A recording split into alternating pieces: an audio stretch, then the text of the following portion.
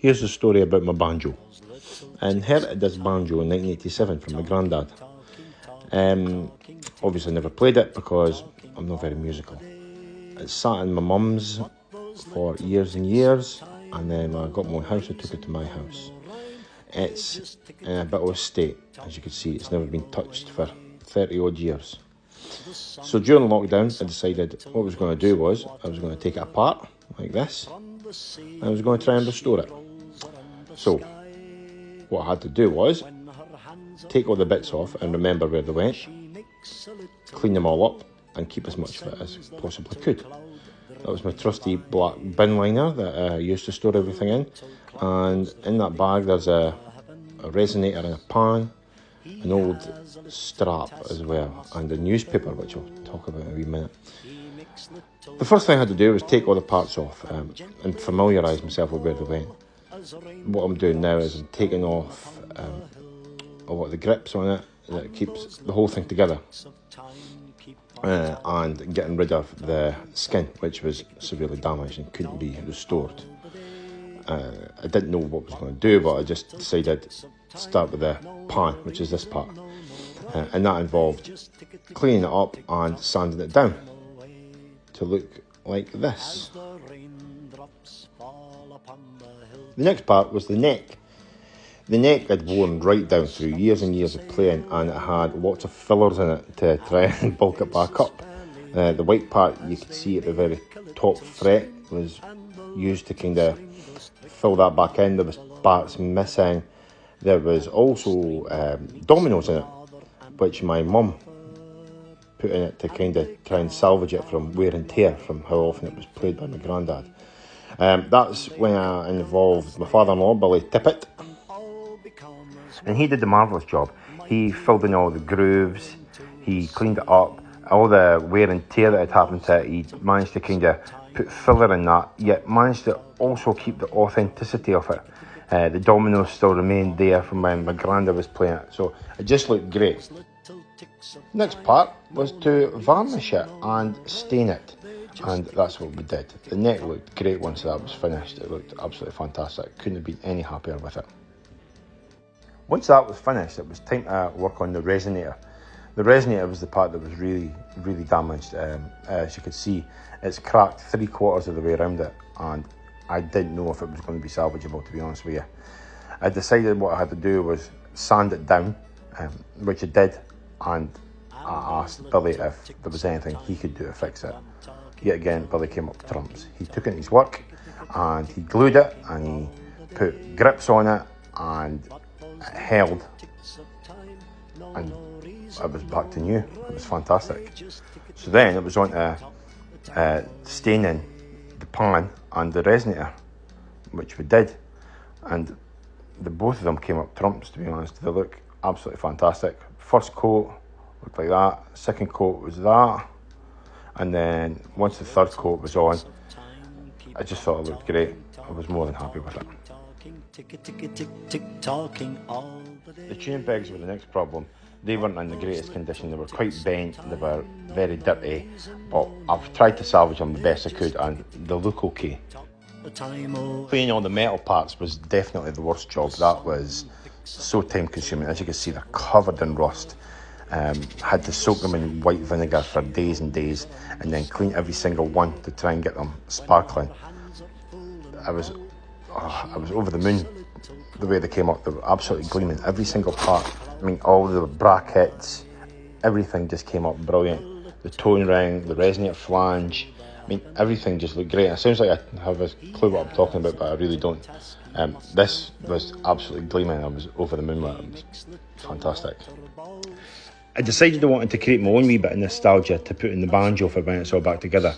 So I included this picture in it with this bit of information, which I'm going to read to you through the rest of the video, because it's quite long, but I think it kind of sums up the whole point of putting the banjo back together. So if you could bear with me, I'm going to read this for you. This is a picture of my grandad, Martin Gaughan, playing his banjo, which I'm currently restoring.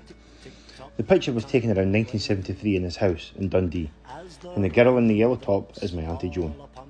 My grandad, Martin, was born in Clydebank on the 24th of February 1932.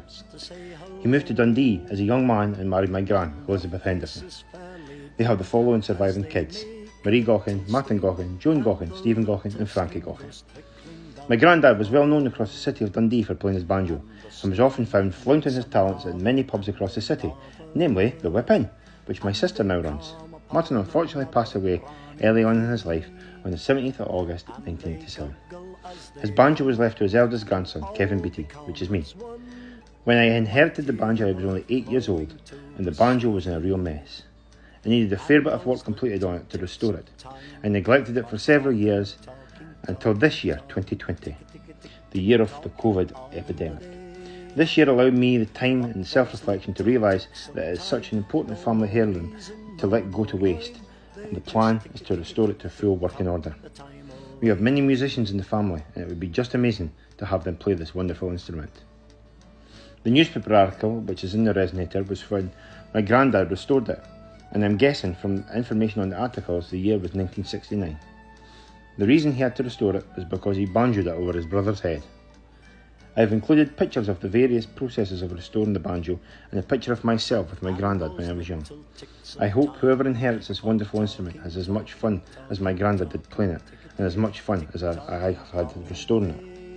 The instrument is responsible for so many wonderful people now being involved in creating music. We have at least 10 musicians now in the family, spreading over 3 generations, all who were inspired by the music of this man. I hope I have brought justice to this brilliant musical instrument. Grandad, I have tried to keep your banjo as close to the original as possible. Hope you like what I have done with it. Hope you are still looking down on us, watching the moon swing low. And that's it. The banjo restored to full working order. Can't actually believe it. Thought this was a pretty apt way to end the video. Thank you once again to Billy Tippett, who I would not have been able to do this without. And here it is getting played at the Gaughan family party, exactly how my grandad Gaughan used to play it.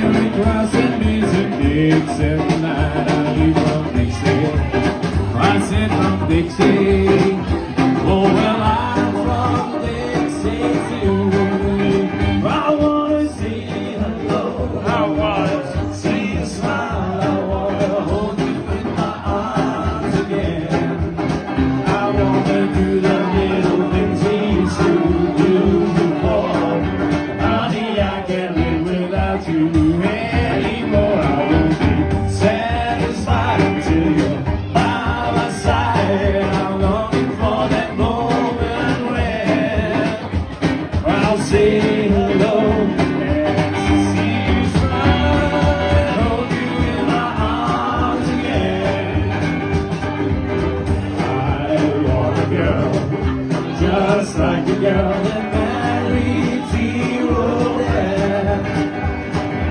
He was a pearl, the only girl that daddy ever had. A real old-fashioned girl with eyes so blue, one that knew what somebody else but you. I want a girl just like the girl that married the old man. Oh, baby, my boy, what are you waiting for now? You promised to marry me sometime in June. It's never too late, or it's never too soon. All the family keep on asking me which day, what day.